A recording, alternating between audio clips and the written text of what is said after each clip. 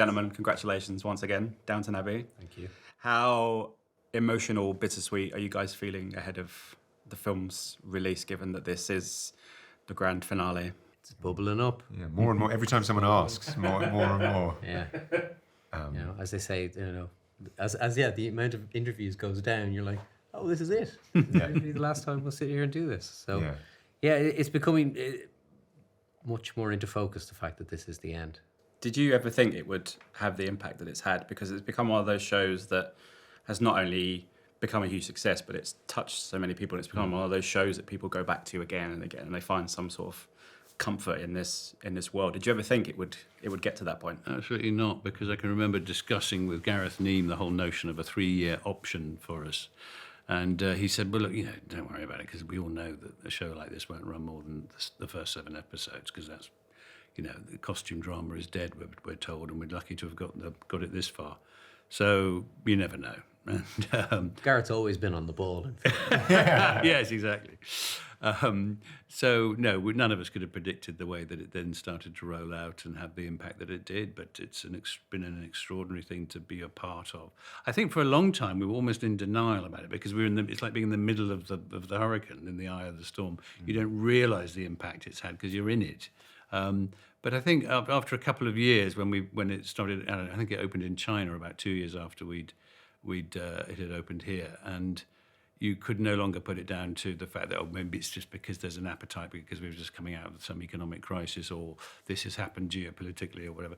By then you had to accept the fact that it was just people liked the show, as simple as that, and that it worked in every territory, including China, which was the most bizarre place to get letters from, saying, thank you for shining a spotlight on our society. You thought, what? China?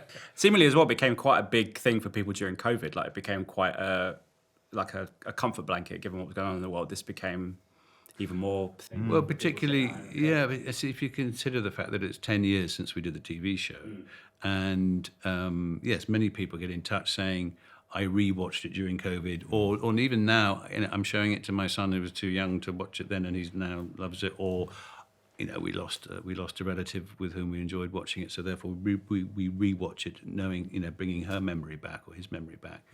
So it's extraordinary the impact it's had emotionally on people, and I think going to the cinema to see this, with not just sitting in your living room watching it, but going to the cinema and seeing it with hopefully hundreds of other people, will make it a very collective goodbye as well, which is rather appropriate. Group therapy. Group therapy, yes, exactly. Over the 15 years, do you guys have a favourite scene or moment that you've shared with a cast member? I'm sure there's a lot, but is there one specifically that always kind of bubbles to the surface? There are so many. I mean, we can choose, dozens. Yeah, one that just came to mind for me, which is probably very appropriate for you guys. As Robert, Hugh used to do this thing where he'd walk up to me and say, now don't forget, of course, in the world of Downton, and then he'd say a word that's in my line or his line, and then he'd walk away. So by the time I could process what the word was, he would say the line. And he famously, one that I couldn't, and the scene, I don't know how we ended up getting it in, because I was laughing so much, but he literally turned and said, of course, in Downton, the word politics means nipples, and walks off. And then he walks up and he goes, Sybil tells me your politics are hardening. I was gone for the whole day. Like, every time he said it, I couldn't think of anything else. And the other thing was, he kept doing this, where he would go, Sybil tells me your politics are hardening. Gone for the day. So that's a favourite one. One thing I've always loved about the show is the humour. The humour is so sharp.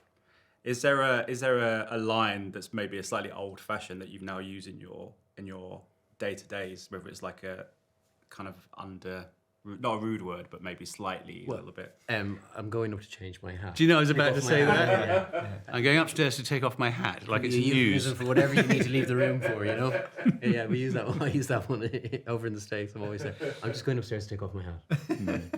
And I often use a line that Harry said, which was, oh, come on and Ballywell kiss me. Ballywell.